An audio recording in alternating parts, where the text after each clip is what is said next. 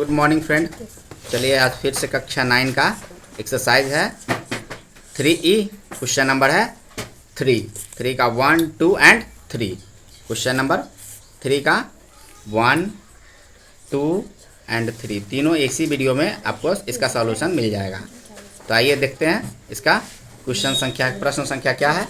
इसका प्रश्न ये है, ये बुक का है। गुणनखंड प्रमेय की सहायता से गुणनखंड निकालें। पहला सवाल है y² - 5y + 6। दूसरा है x² + 7x - 18। तीसरा सवाल है 6x² + 17x + 5। तो चलिए मैं आपको इसको बहुत अच्छे तरीके से मिडिल टर्म स्प्लिट करना, मतलब मध्यम टर्म जो है, मध्यम भाग जो है उसको कैसे स्प्लिट किया जाता है, कैसे तोड़ा जाता है, वो मैं बहुत अच्छी तरह से समझा देता हूँ। फिर आपके लिए बहुत आसान हो जाएगा इसको सॉल्व करना। तो चलिए आते हैं वीडियो पे। देखिए पहला सवाल आपका ये है y² - 5y + 6। तो इसमें क्या किया जाता है, इसके कांस्टेंट टर्म मतलब इसके अचर मान और ये अचर मान, पहला पद का अचर मान और अंतिम पद का अचर मान दोनों को मल्टीप्लाई कर दिया जाता है। तो इसका अचर मान क्या है 1, इसका अचर मान क्या है 6। तो 6 में 1 से मल्टीप्लाई करेंगे तो क्या हो गया 6। अब 6 को देखिए, 6 को हम ऐसे स्प्लिट करना है ताकि इसको दो टर्म ऐसे स्प्लिट करना है कि उस दोनों को जोड़ने पर मिडिल टर्म और उस दोनों को गुना करने पर लास्ट वाला टर्म आ जाए, 6 का 6 आ जाए। तो देखिए हम 6 का जब एलसीएम लिए तो 2 तिया 6, तो 2 और 3 हमारे सामने 2 शब्द आया, 2 और 3, तो 3 जोड़ 2 को जोड़ रहे हैं तो 5 भी हो जा रहा है, 3 2 को गुना भी कर दे रहे तो 6 आ जा रहा है।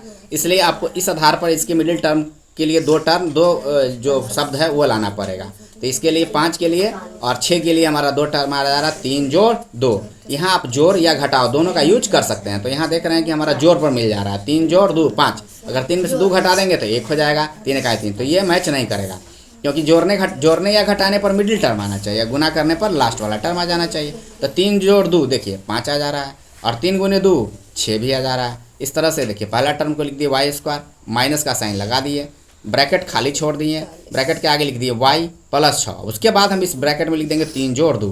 फिर इसका हम सॉल्यूशन निकाल लेंगे, सॉल्व कर लेंगे इसको। तो इसमें गुना करेंगे तो 3y, इसमें गुना करेंगे तो 2y + 6। जब इस दोनों टर्म का हम कॉमन लेंगे तो y कॉमन ले लिए तो y -3, इस दोनों का टर्म कॉमन लिए तो 2 -2। तो देख रहे हैं कि हमारा दोनों ब्रैकेट समान हो गया। इस दोनों ब्रैकेट में से एक ब्रैकेट का यूज करेंगे और ये ब्रैकेट के बाहर जो है ये और ये दोनों एक साथ आ जाएगा। इस तरह से आपका ये पहला क्वेश्चन का आंसर हो गया। उसी तरह से आइए दूसरा में, फिर उसी तरह से हम सेम किए हैं। मिडिल टर्म को स्प्लिट करने के लिए 18 का क्या कर लिए हैं, एलसीएम लिए हैं। तो यहाँ देखिए हमारा टर्म जो आया है 3 तिया, देखिए इसका 18 का जो फैक्टर लिखे हैं तो ये लिखे हैं 2 गुने 3 गुने 3, तो 3 तिया 9, इधर 2। इसी तीनों शब्द का यूज करके, तीनों डिजिट का यूज करके हमें ये 2 टर्म लाना है। तो 3 तिया 9 और 9 इधर 2, तो 9 में से 2 घटा रहे हैं तो 7 भी हो जा रहा है, 9 दूनी 18 भी हो जा रहा है। इस तरह से हम इसका यूज कर लिए। अगर यहाँ देखिए अगर 3 दूनी 6 और इधर बच जा रहा है 3, तो 6 3 9 हो जा रहा है और 6 3 18 तो हो जा रहा है, लेकिन 6 और 3 9 आ रहा है। लेकिन यहाँ मिडिल टर्म नहीं मैच कर रहा है, लेकिन लास्ट वाला टर्म मैच कर रहा है। तो हमको दोनों टर्म मैच करना चाहिए, इसलिए इसका यूज नहीं होगा, ये वाला यूज हो गया। तो 9 घटाओ 2 का यूज किए और फिर उसी तरह से इसका मल्टीप्लाई करके इसको बना लिए, तो ये बन गया। फिर तीसरा देखिए, फिर अब यहाँ देखिए, यहाँ थोड़ा अलग चीज़ है। यहाँ इसके कांस्टेंट टर्म, इसका कांस्टेंट टर्म, पहला टर्म का कांस्टेंट टर्म 6 है और अंतिम टर्म का कांस्टेंट टर्म 5 है। तो हम क्या करेंगे, पहले दोनों को मल्टीप्लाई कर देंगे, 6 पंचे 30 हो गया। तब 30 का जब हम एलसीएम लिए फैक्टर निकाले तो इसका आया 2 गुने 3 गुने 5। तो ये दोनों टर्म को एक साथ रखना है तो 15, ये दोनों का इसको अलग, तो 15 2 17 भी हो जा रहा है, 15 दूनी 30 भी हो जा रहा था। हमारा टर्म निकल गया 15 जोड़ 2, तो 15 2 17।